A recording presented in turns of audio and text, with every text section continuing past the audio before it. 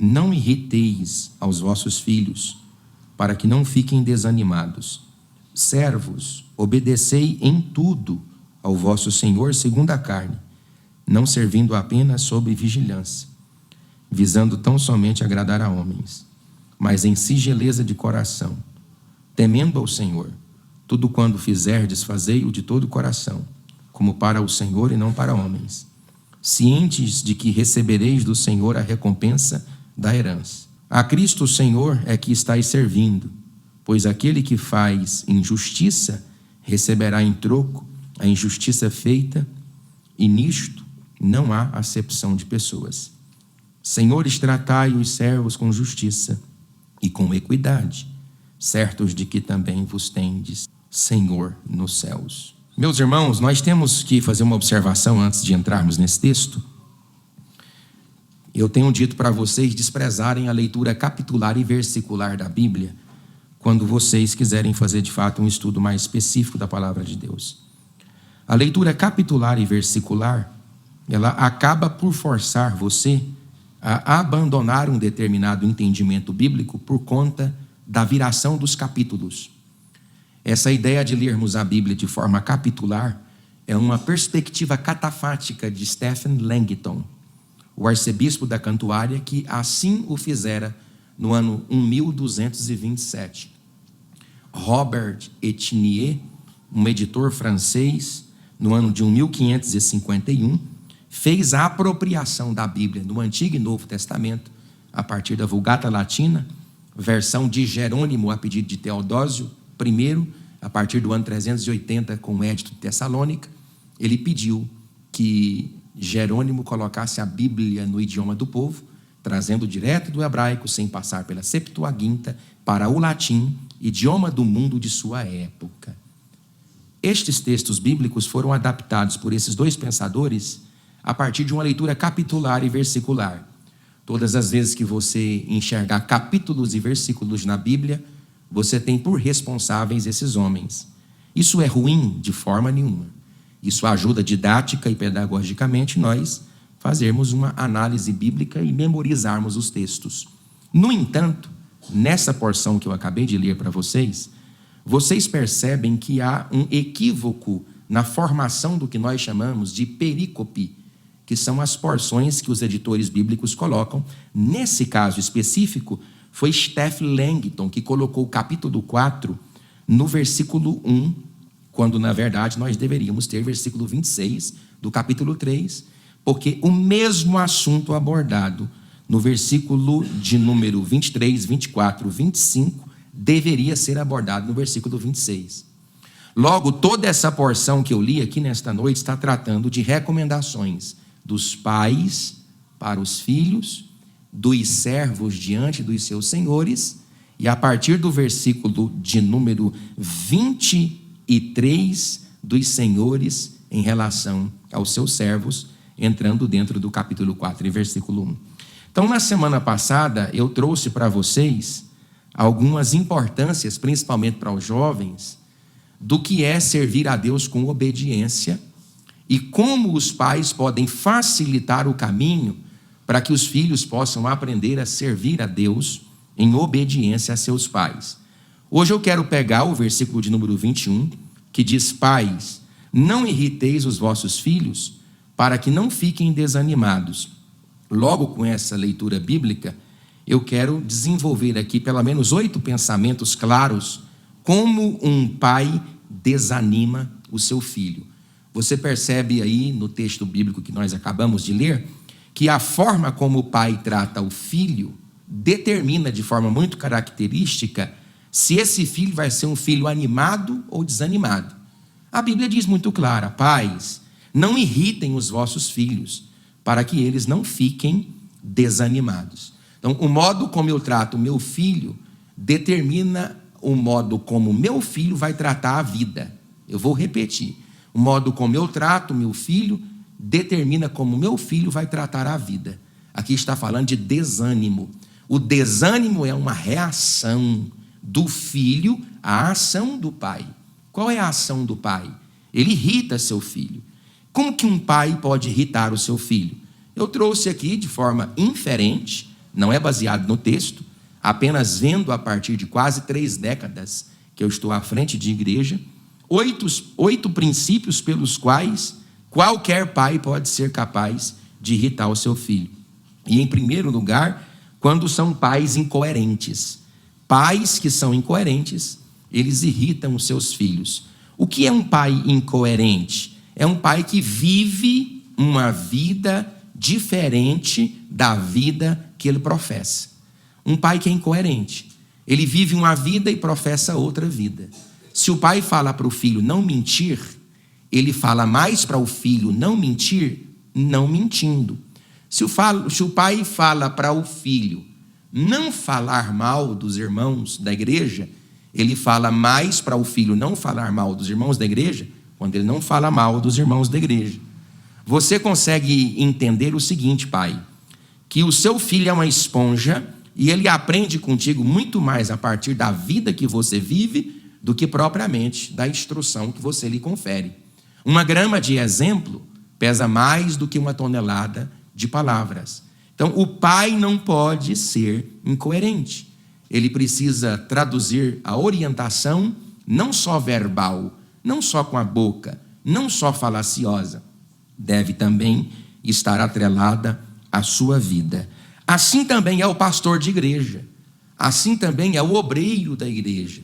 A igreja, ela reflete caracteristicamente o posicionamento dos obreiros. Se os obreiros são bem trajados, alinhados, fervorosos, alegres e autênticos, a igreja vai refletir essa alegria, esse fervor, essa graça. A igreja nunca absorverá um comportamento diferente da falácia do indivíduo. Ela não vai analisar aquilo que o obreiro fala. O filho não vai analisar o que o pai fala. Eles sempre vão analisar como nós estamos vivendo. Porque é a vida que dá autoridade para o pai. Não é a conversa, não é o braço, não é o murro, não é o pescotapa. É a vida do pai. Veja, um pai que vive seriamente, de forma austera, rígida. Um pai autêntico. Um pai que é pai. Ele já tem dificuldade de lidar com filhos por conta da rebeldia, das mídias sociais, da mídia audiovisual, da televisão. Quando a televisão entrou no Brasil, há pouco tempo antes da revolução da internet, e eu estou nesse processo de migração, eu sou de uma geração que migrou desse mundo moderno para o mundo pós-moderno, eu me digitalizei aos poucos, como a maioria de vocês aqui, e eu tenho uma profunda dificuldade em lidar com as mídias dentro da minha própria casa. Por exemplo, você senta para comer, muitos de nós mexemos mais no celular, nos conectando ao mundo que está distante de nós e desconectando-nos das pessoas que estão do nosso lado. Então, olha aqui para mim, são problemas que vão transmitir física e existencialmente amanhã na sua vida. Então, você precisa fazer tudo o que você puder para não irritar o seu filho. Fazendo o quê? Não sendo incoerente. Diga para o seu filho com a boca que você faz na vida. Diga para o seu filho com a postura que você faz na sua vida. Quando não tem clareza na direção. Quando é que o pai irrita o filho? Quando o filho não tem um posicionamento do pai. O pai precisa trazer posicionamento diante dos filhos. Ele tem que deixar o não de forma muito clara. Ele tem que deixar o sim de forma muito clara, para que o filho saiba aquilo que agrada ao pai. Aí na semana passada, Mateus, eu disse que o filho que agrada o pai o obedece. E o filho que obedece o pai agrada a Deus. Se o filho obedecendo o pai agrada a Deus, o filho que desagrada pai e mãe agrada ao capeta. Então nós precisamos compreender essas verdades. E não tem meio termo, só tem termo completo. Ou você agrada a Deus, ou você agrada ao diabo. Não é simplesmente eu agrado a Deus ou eu desagrado a Deus. Quando eu desagrado a Deus, eu agrado o diabo. A equação é muito simples. 1 mais 2 é igual a 3. Não tem como você mudar disso. Então, o pai que não tem uma clareza na direção, o filho fica sem referencial. Qual é a maior clareza para um filho diante do seu pai? É o comportamento dele, e eu volto a frisar o primeiro tópico. Em terceiro lugar, quando não possuem tempo para os seus filhos, o exercício do diálogo e do perdão. Nós temos um dos textos mais belos que trata de sexualidade na Bíblia, que é o livro de Cantares de Salomão. Você tem 2 primaveras registradas no livro. Uma no capítulo 2, a partir do versículo 10, e outra no capítulo 7, a partir do versículo 14. Se nós fazermos uma ideia cronológica do livro de Cantares, você tem a ideia do relacionamento de Salomão com Sulamita em 14 ou 16 meses. Lá você tem uma vida de profundo embate sexual. É um texto que trabalha temas de profunda sexualidade. Mas a despeito da sexualidade ali explicitada no texto, você tem um livro de diálogos. São 117 falas. 12 falas do marido, 17 falas da mulher. 8 interlúdios que são coros. A percepção da mulher em relação ao marido nas suas falas. A percepção do marido em relação à mulher nas suas falas. Mas o que é mais importante, Cantares de Salomão é um livro de falas, de diálogo. Não há qualquer relacionamento entre homem e mulher se não houver diálogo. Não há relacionamento entre homem e o seu filho, entre mãe e a sua filha e vice-versa, sem diálogo. Pais precisam conversar com seus filhos. Eu poderia trazer o assunto sobre a sexualidade da criança, que é um assunto que deve ser abordado assim que a criança começa a se redescobrir, e ela começa a se redescobrir na fase oral, na fase anal, desde muito pequenina. E ela precisa ter as suas dúvidas suprimidas pelos pais, não pelos colegas de escola, não por diretores, não por professores, mas os pais se calam diante de uma emergente necessidade e se perdem por não acompanhar palavras como essa que eu dou aqui e por não estar acompanhando esse tipo de conteúdo, que é um conteúdo salutar para a sua família. Pais precisam conversar com seus filhos sobre sexualidade, sobre drogas, sobre ideologia de gêneros, sobre as complexidades midiáticas que estão bombardeando seus filhos. Deixa eu dizer para você que é pai de adolescente e de jovem, crianças com 7 anos de idade já têm acesso à pornografia. As pessoas já experimentam relacionamentos sexuais até dentro da igreja com 13 anos de idade. A estatística é que 80% das moças já atingiram contato sexual, a despeito de estarem dentro da igreja. E 18% dos rapazes com 14 anos de idade já tiveram contato sexual. Eu vim me descobrir na sexualidade na minha vida matrimonial, com 21 anos de idade. Mas hoje os tempos mudaram. Tudo é sexo explícito. Toda propaganda que dura mais de 30 segundos tem pornografia, tem mulheres seminuas, tem homens seminus. A mídia violenta o psicológico dos nossos filhos e nós estamos nos preocupando com temas idiotas dentro da igreja quando Satanás tem tragado a nossa casa. Mas eu me levanto nesta noite como servo de Deus para dizer que há poder no nome de Jesus para repreender toda a arma de Satanás. Em quarto lugar, os pais que irritam seus filhos quando eles comparam os seus filhos com outro. Os filhos são diferentes. É o comparado que sempre se sentirá pior. É a pior coisa que tem é quando pais colocam os filhos para disputarem entre si mediante preferências. Você tem esse ambiente na Bíblia sendo construído e só trouxe desgraça. Você tem na vida de Jacó com seus 12 filhos, Rubem, Simeão, Levi, Gad, Zebulun, Dan, Naftali, Aser. Você tem ali a preferência estupidificada, explícita de José em relação a seus outros irmãos. Olha a catástrofe que não deu. Glória a Deus, preste atenção, que Deus redefiniu a história do mundo a partir da rejeição que José sofre. Deus é um Deus que recupera histórias e que tem a história na palma da sua mão. Mas veja o que acontecia com Jacó. A mãe preferia Jacó, o pai preferia Esaú. A Bíblia está repleta de homens e mulheres que tiveram uma vida de grande êxito espiritual, mas com a família fragmentada, com a família desgraçada. Não tem pior meio de um pai estragar o filho do que ele comparar um filho com o outro. Fulana, sua irmã, ciclano, seu irmão. Isso é trágico para a formação de uma criança. Em quinto lugar, quando os trata da mesma forma, os filhos devem ser cobrados com o mesmo empenho, mas você não pode exigir o mesmo desempenho. Eu vou repetir. O filho tem que ser cobrado com o mesmo empenho. Está ali a Miriam, do seu lado está a irmã Kathleen. E a irmã da irmã Kathleen é a irmã Camille. A Camille está aqui? Eu justifico também a ausência da Camille, não sei porquê. Tomara que não esteja vendo nada, novelas, coisas, deve estar trabalhando. Mas está ali a Kathleen, está ali a Kelly, a irmã dela é a Camille. O que eu preciso compreender como mãe e como pai de 2 filhos? Eu exijo da Kathleen e da Camille a mesma coisa, só que eu não espero o mesmo desempenho.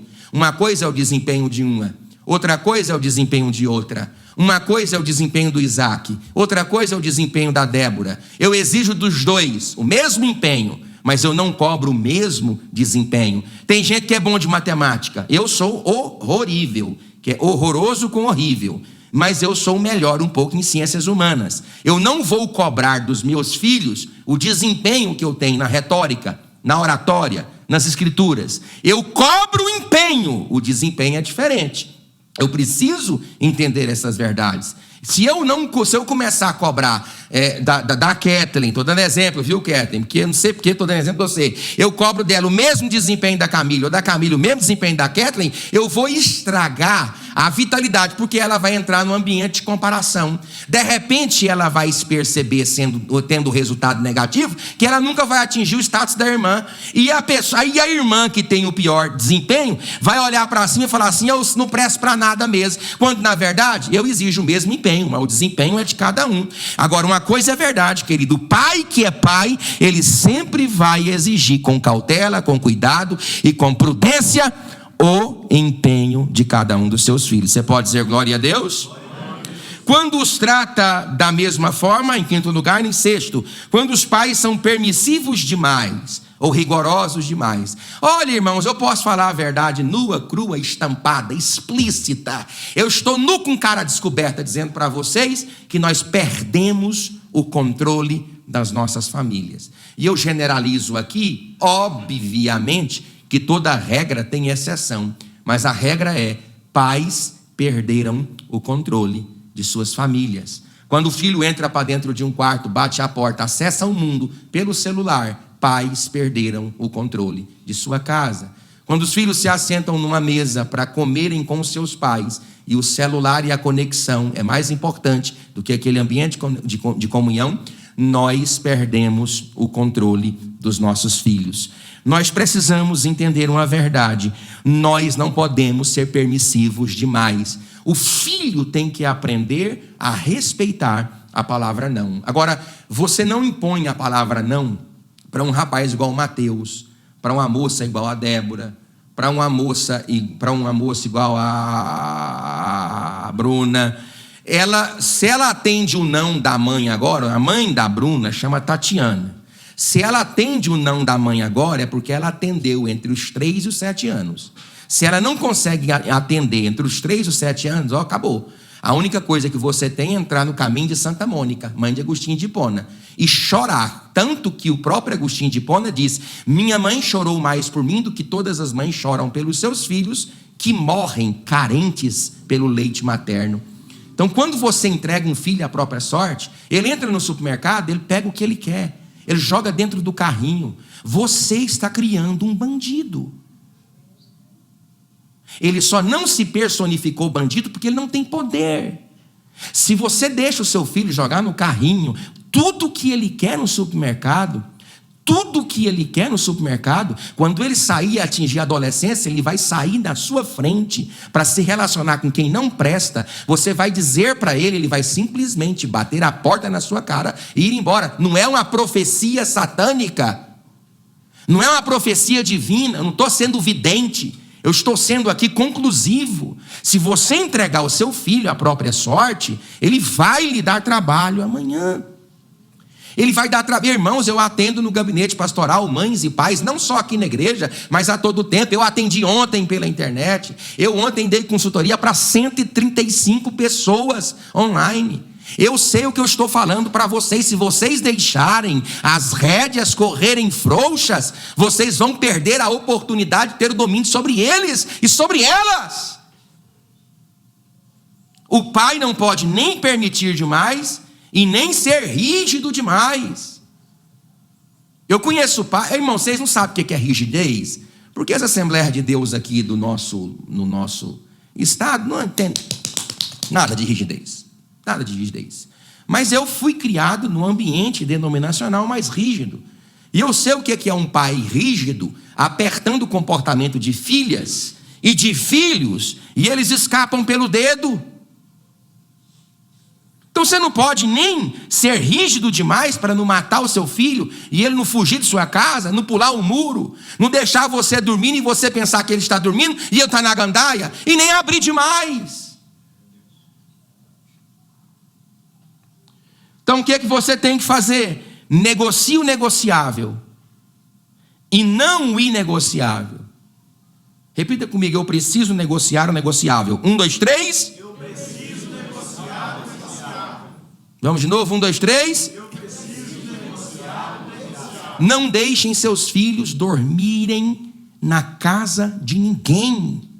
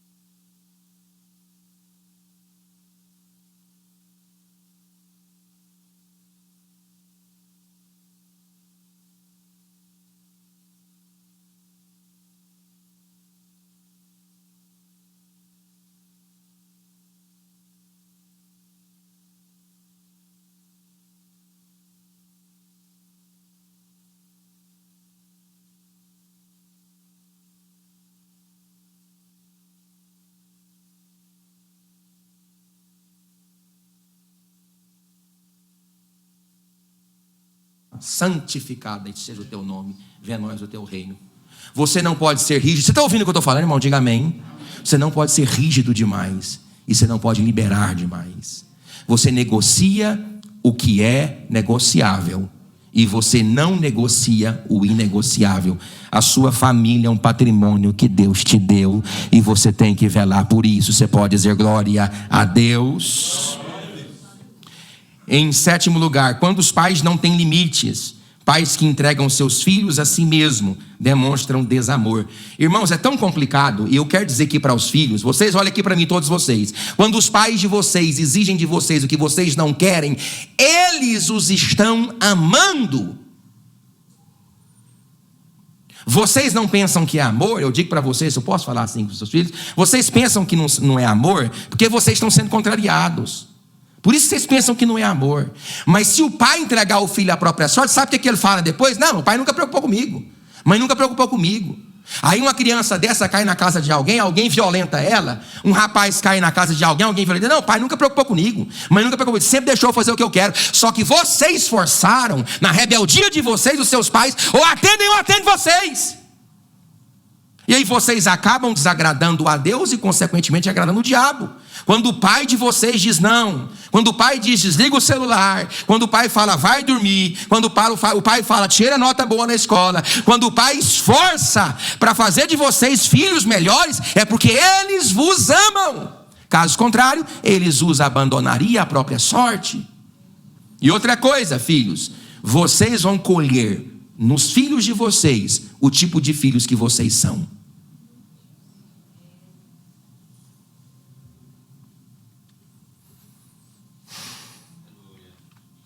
Eu nem sei por que eu falo isso.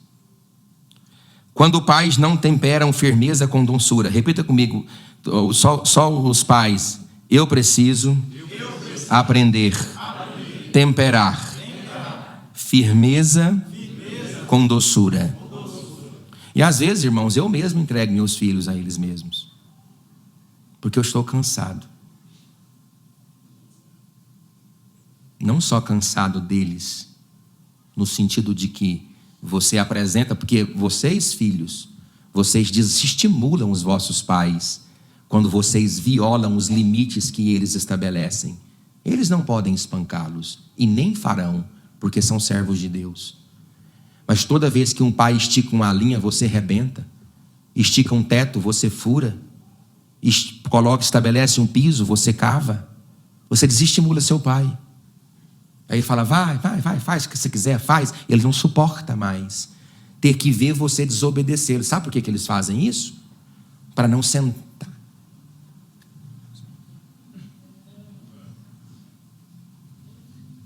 Eu sei o que eu estou falando, pelo amor de Deus.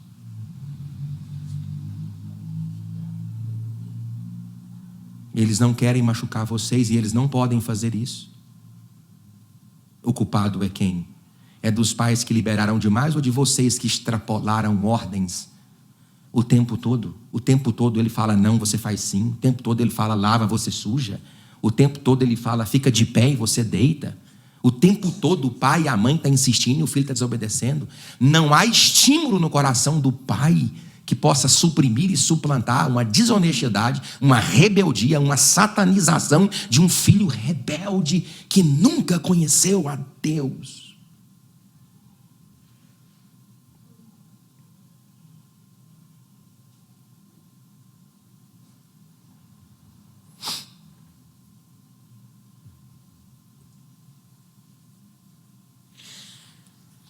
Repita comigo, firmeza e doçura.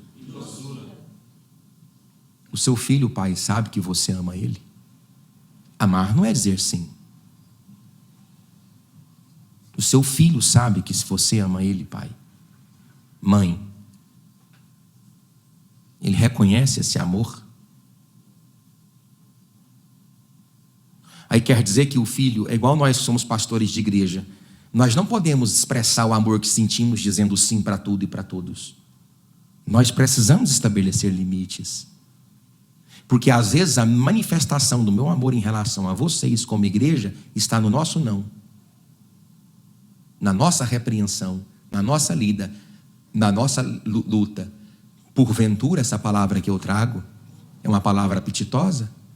Porventura essa é a melhor versão de um pastor nesse novo padrão de comportamento? Claro que não. Eu sou sabedor. Eu estudo para saber que a nossa responsabilidade como pastores, ela vai muito além daquilo que a igreja deseja sentir, mas daquilo que ela necessita de aprender. Então eu preciso temperar firmeza com doçura. Os pais precisam temperar firmeza com doçura. A igreja entende? Diga glória a Deus. O dever dos escravos em relação aos seus senhores, é que eu não vou ficar muito tempo. Nós temos aqui um ambiente de profunda dificuldade. No Império Romano, querido evangelista Oemes, na época de Paulo não havia direitos reconhecidos para mulheres, crianças e escravos. Tanto é que em toda a contabilidade que a Bíblia Sagrada apresenta Jesus multiplicando pães e peixes, lá na região da Galileia, você tem 4 e 5 mil homens.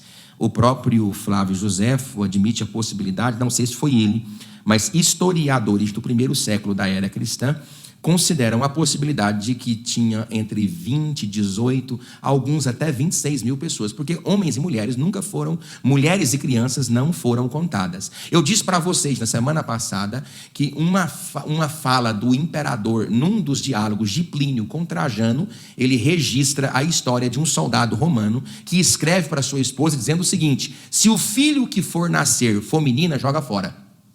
Se for homem, adota. Adota não, assume. Era muito comum, quando Libélios escreviam sobre as mães dos primeiros séculos da era cristã, ele dizia assim, que mulheres esses cristãos têm?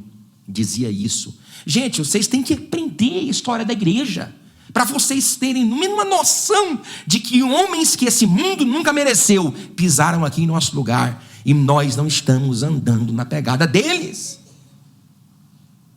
Nessa época aqui, crianças e mulheres eram desvalorizadas. Então eu não vou ficar falando aqui sobre escravatura, mas a Bíblia diz que Paulo estabelece um novo padrão. No 3, repita, novo padrão. 1, 2, 3. Novo padrão. Servos, obedeceis em tudo. Repita comigo em tudo no 3. 1, 2, 3. Repita, a obediência precisa ser sem parcialidade. Você não escolhe o que obedecer, você obedece.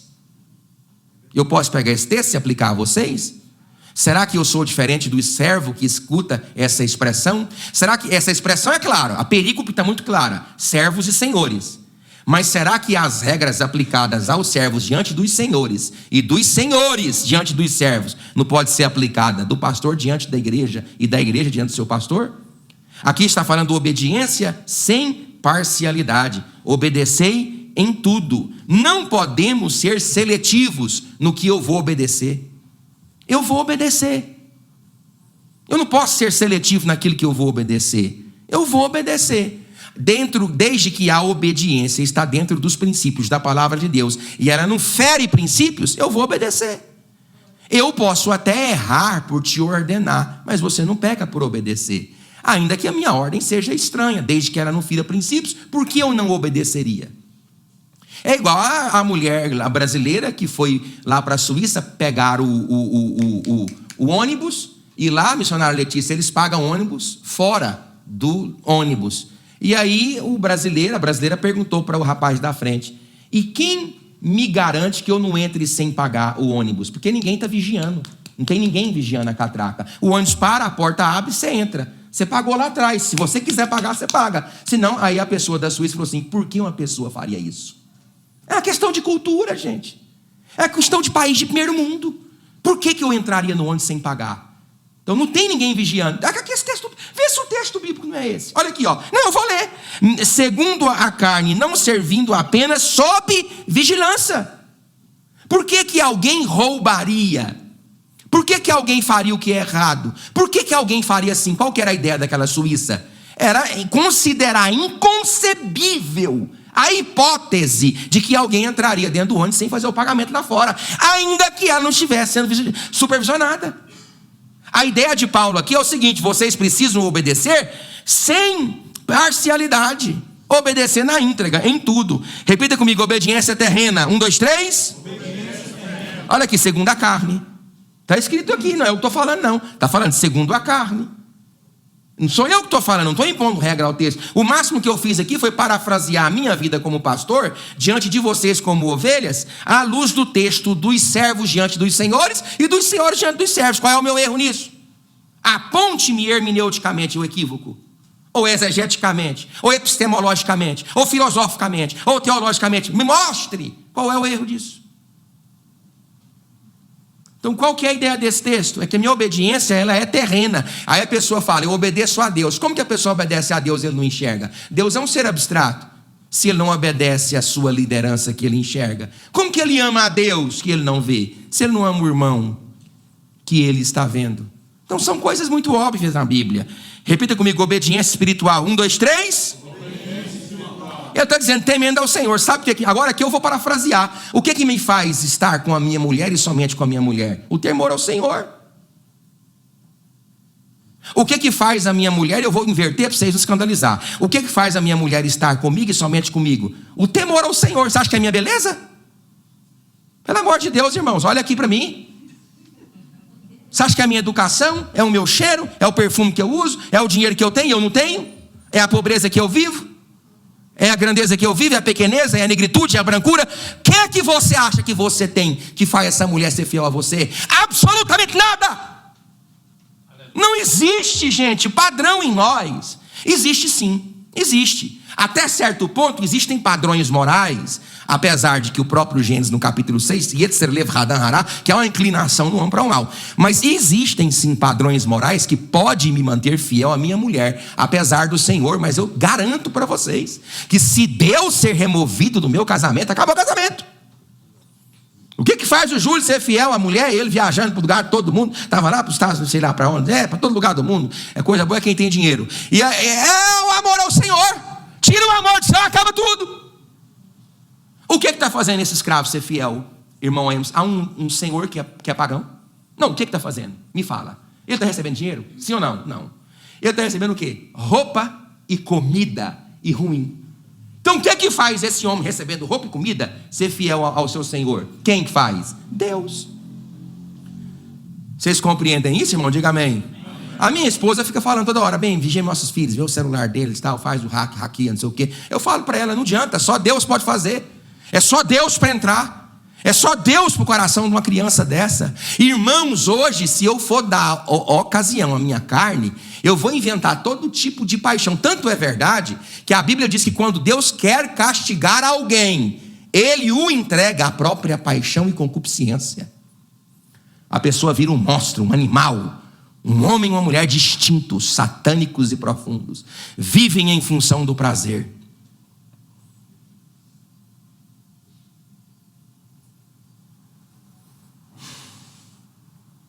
E tem obediência ao Senhor aqui duas vezes, não servindo apenas sob vigilância, versículo 21, parte C, e na outra vez obediência de coração, versículo 23, parte B. Quarto lugar, repita, obediência espiritual no 3. 1, 2, 3. Aí está aqui, temendo ao Senhor, serviço singelo, honesto e humilde. Repita no 5, obediência gera recompensa. 1, 2, 3. Vamos mais alto, 1, 2, 3. Gera recompensa. Aqui ó, cientes de que recebereis do Senhor a recompensa da herança. Diga glória a Deus. Ele está dizendo aqui que se vocês não receberem, ó servos, o serviço que vocês prestam, saiba de uma coisa: a vossa recompensa está guardada diante do Senhor. Em sexto lugar, obediência aqui transmite obediência de lá. Olha, repita comigo isso aqui: obediência daqui transmite na obediência de lá. Ó, a Cristo, o Senhor, é quem estáis servindo. Mas olha aqui, mas não é não, Paulo. Eu estou servindo eu vou falar a palavra, um desgraçado pagão. Não, você está servindo o Senhor. Porque quem te norteia no exercício do serviço não são os valores que esse homem tem, porque ele não tem valor nenhum. É Deus. Meu Deus, dá para entender por que as pessoas leem a Bíblia e não entendem? Eu também não sei. Porque está aqui, é só uma pessoa que lê. Eu também não sei. Ele está dizendo assim: os padrões que fazem com que nós nos sirvamos, obedeçamos, é o Senhor. Nesse caso aqui é pior, porque fica fácil Israel me obedecer, o irmão Alisson me obedecer, eu obedecer o meu pastor. Fica fácil o Cauã obedecer o Júnior, a Débora obedecer. Agora, e se vocês fossem escravos? Não, porque, pelo amor de Deus, o Pai, o Filho e o Espírito Santo, vocês não conseguem obedecer homens que reluzem como o sol. Porque perto, presta atenção nisso aqui, perto desses senhores aqui, o irmão Júnior é um arcanjo. É um arcanjo. Perto desses senhores aqui, isso aqui é um querubim ungido. Mas claro, gente, meu Deus, ou eu estou falando besteira. O Júlio, então, o que é que ele é? 5 querubim ao mesmo tempo. O Leonardo é o quê? 10 querubim. Perto desses senhores pagões, meu Deus, irmão, isso aqui era debaixo de chibatada, era debaixo de pescotapa, rabo de arraia. Vai ver filme então, já que você não quer ver a Bíblia. Mas Paulo está dizendo: a obediência de vocês em relação a Ele traduz na obediência de vocês em relação ao Senhor. Porque não são valores desses homens que fazem vocês obedecer, não são valores desta terra que fazem vocês obedecer, são valores do coração do eterno. Você pode dizer glória a Deus? Glória a Deus. Aí ele vai, eu vou terminar só essa parte para a semana que vem sair disso aqui. Isso aqui não dá ibope. Não dá, ninguém quer saber disso aqui. Não dá ibope. O dever dos senhores em relação aos escravos. Aí Paulo vai e estabelece algo. Repita comigo: Paulo está falando com senhores cristãos. Ninguém é burro. Concorda comigo, irmão Júlio? Só que eu quero fazer uma pergunta aqui para vocês. Vocês que são semânticos. Você acha, pastor Valderi, que todos os senhores daqueles escravos eram cristãos? Você acha que sim ou não? Paulo muda a regra para servir senhor cristão, senhor pagão ou não? Não. Mas tinha também senhores cristãos na igreja, sim ou não? Sim. Paulo escreveu para quem? Para quem quando estava na prisão? Para qual o nome do homem? Lembra não? Filemon? Lembra? Quem era o escravo? Onésimo? Lembra que escreveu? Era um escravo que tinha dado prejuízo. Paulo tinha senhores que eram cristãos, mas também tinha escravos que trabalhavam para senhores pagãos.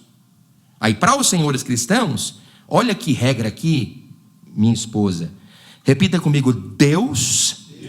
Fala, Deus tudo enxerga. Olha o texto aqui, irmão Júnior. Olha, pois aquele que faz injustiça. Como que a Bíblia diagnostica aquele que faz injustiça? Porque Deus determina aquilo que ele faz com o poder de ver aquilo que ele está fazendo. Deus vê. Por quê? Por causa da lei da semeadura e da colheita. Deus vai fazer com que a pessoa colha aquilo que ela está plantando. Por isso que vocês que são filhos aqui, e vocês que são membros de uma igreja, vocês que são funcionários de uma empresa, vocês que são patrões de seus funcionários, eu que sou o pastor de vocês, vocês que são minhas ovelhas, nós que somos pais diante dos filhos, e os filhos que são os filhos diante de nós, os pais, eu preciso entender, pastor Silvio, que Deus enxerga tudo. É forte isso, né? É forte. Assim como o escravo lhe deve a obediência, vocês lhe devem justiça. É a frase que eu coloquei, pastor Valderi. Porque o Paulo, vamos supor que o Valderi tem 150 escravos. Estou te pondo lá no primeiro século da era cristã. E aí a escolha é sua. Se você vai tratá-los como escravos ou como irmãos. Paulo sugere a Filemon que o receba como irmão na fé. Aí tem a sentença para ti como dono de escravos. Assim como o escravo lhe deve obediência, e ele deve mesmo, você lhe deve justiça. Em segundo lugar, são 4, só vou ler. Deus condena injustiça e maus tratos.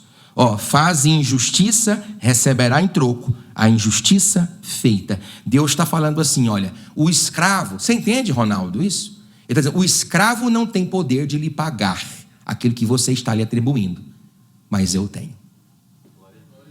Meu Deus do céu, tem misericórdia.